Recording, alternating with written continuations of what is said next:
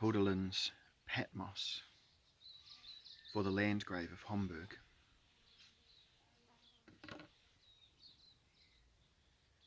Near and hard to grasp is the god, and where danger is, deliverance also grows. The eagles dwell in obscurity, and across chasms fearless go, the sons of the Alps on bridges lightly built, wherefore, since the peaks of time cluster high all around, and loved ones dwell near, languishing on mountains furthest apart, give us innocent water, or give us the wings with truest mind to travel across and to return. Thus I spoke, and a spirit rapid beyond my expectation carried me far from my own house to where I never thought to go. The shadowy forest darkened in twilight as I went, and rivers of my native land yearning. Countries there were I never knew, but soon in the first sheen rose mysterious and golden haze, rapidly full-grown with sunlight's paces, fragrant with 1,000 peaks. Asia. Across my vision all in bloom and dazzled I peered to find one thing I knew, being not familiar with the spacious lanes down which Pactolus travels, tricked with gold from Tmolus, and where Toldos stands, and Mesogus, and the garden full of flowers, a calm fire, but in the light high up the blush of silver snow and stuff of life immortal, on walls unapproachable. Primordial the ivy grows, and borne aloft by living columns, cedar and laurel, the solemn gold-built palaces.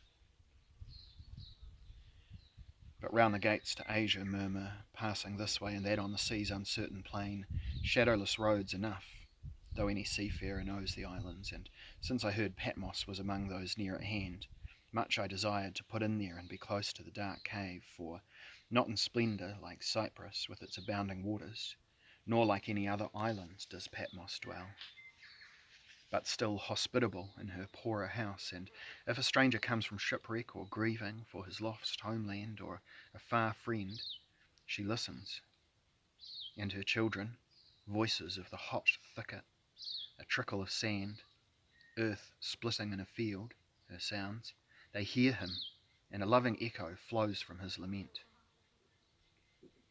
Thus did she care once for the God-beloved visionary who, in blessed youth, had walked with the Son of the Highest, and inseparably.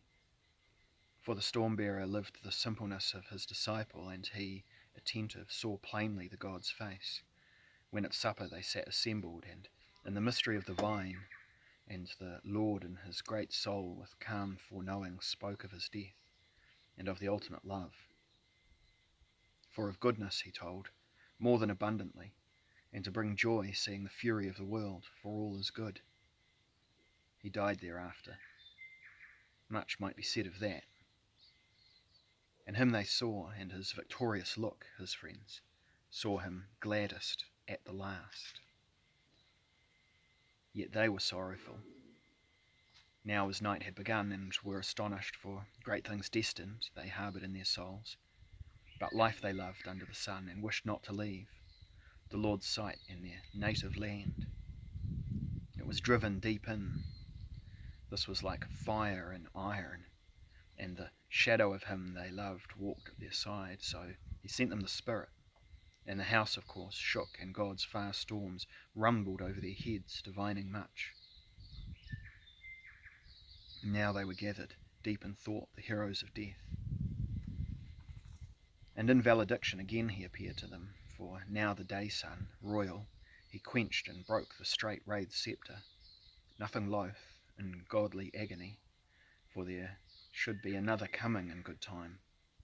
Not good would it have been later, and snapping off harshly, achievement of men, and joy it was to live the present and hereafter, in loving night, and keep steadfast and simple eyes chasms of wisdom, and deep among foothills into living images break into leaf green.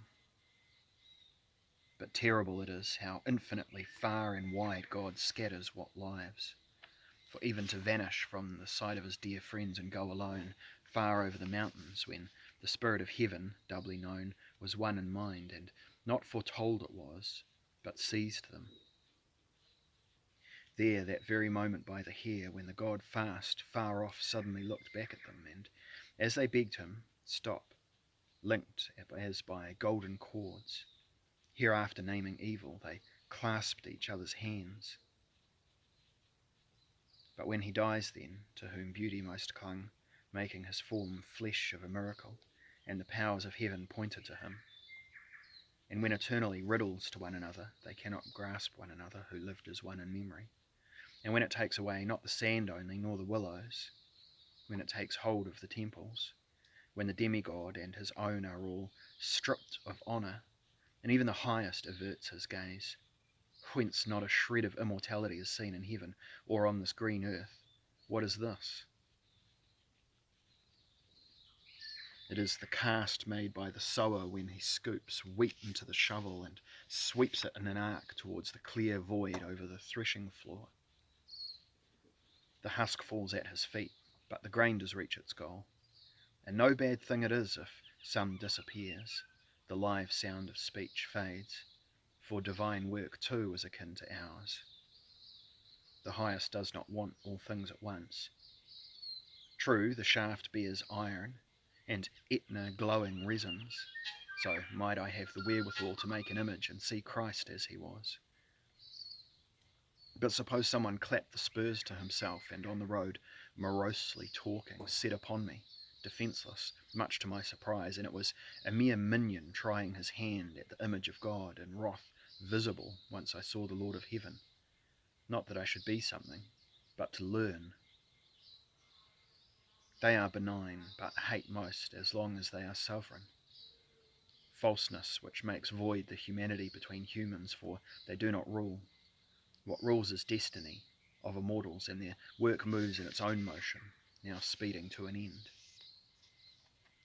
For when heaven's triumph passes on, yet higher, then strong men call the exalted Son of the highest, like the sun, a beacon. Pardon me. And here is the song's staff pointing downward, for nothing is ordinary. It wakes the dead not caught by crudeness yet. But many timorous eyes are waiting, still to see the light. They want not to flower in the sharp ray, although the golden halter curbs their metal. But when as from brown arched eyebrows, oblivious to the world, energy ebbs in a glow, assuaged from sacred scripture, they may school themselves, glad of grace to come, in that calm gaze.